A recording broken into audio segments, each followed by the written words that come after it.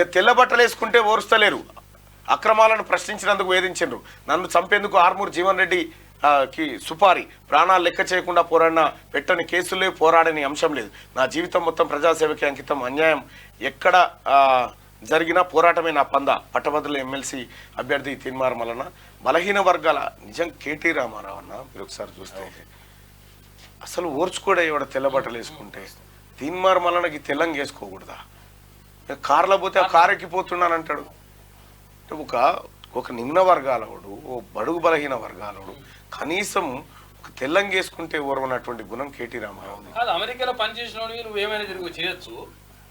Rubber చెప్పులు వేసుకుని ఆయన మంత్రులు కావచ్చు, ముఖ్యమంత్రులు కావచ్చు, బడుగు బలైన వర్గాలు చెందిన మీరు ఎందుకు అంత అహంకారం ఎందుకు నాకు అర్థం కావాలి. దొరపాలన్న రెడ్డిగా బలహీన వర్గాల బిడ్డ తెల్ల బట్టలు వేసుకుంటే ఓర్వలేకపోతున్నారని నన్ను చంపేందుకు ఆర్మూర్ జీవన్ రెడ్డి సుపారీ ఇచ్చారని పట్టభద్రుల ఎమ్మెల్సీ అభ్యర్థి తీన్మార్ మల్లన్న అన్నారు.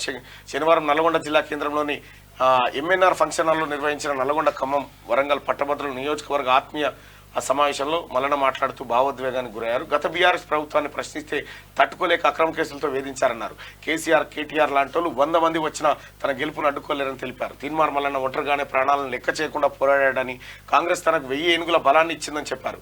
2వ స్థానం కోసం బీజేపీ, బీఆర్ఎస్ పోటీ పడుతున్నాయని, 10 ఏళ్లుగా ప్రజల పక్షాన పోరాడారని, ఇప్పుడు కొంతమంది తన ఓటమి కోసం శాయశక్తులా కృషి చేస్తున్నారని తెలిపారు. తీన్మార్ మల్లన్న గెలిస్తే ప్రజల పక్షాన పోరాడతారని, మా బండారాలు బయటపడతాయనే కోపంతో కొంతమంది నాకు వ్యతిరేకంగా పనిచేస్తున్నారని చెప్పుకొచ్చారు. అధికార పక్షంతో పాటు అసలు బీఆర్ఎస్ పార్టీకి మేము మద్దతు ఇస్తామని వచ్చిన సంఘం లేదు. మేము మద్దతు ఇస్తామని మీకు అని వచ్చిన లేరు. పాప జియో 46 బాధితులకు మీకు పైసలు ఇస్తాం, జర మద్దతు చేయంటే కూడా వాళ్ళు కూడా చేయలేదు. పాపం వాళ్ళు కూడా చేయలేదు. ప్రజలకు అందరికి వాస్తవం తెలుసు కదన్న. నిన్న నాకు వచ్చి కలిసిరు, అన్న అది వాళ్ళ ట్రాప్ చేస్తున్నారన్నా, మేము గుర్తించినామన్నా, ఖచ్చితంగా మీరు న్యాయం చేస్తారని నమ్ముతున్నామని చెప్పి నిన్న వచ్చి కలవడం జరిగింది. రైట్గా మల్లన్న గెలుపు లాంఛనమే ఎమ్మెల్సీ ఉప ఎన్నికపై సీఎం రేవంత్ రెడ్డి నిన్న సమీక్ష నిర్వహించారు ముఖ్యమంత్రి గారు.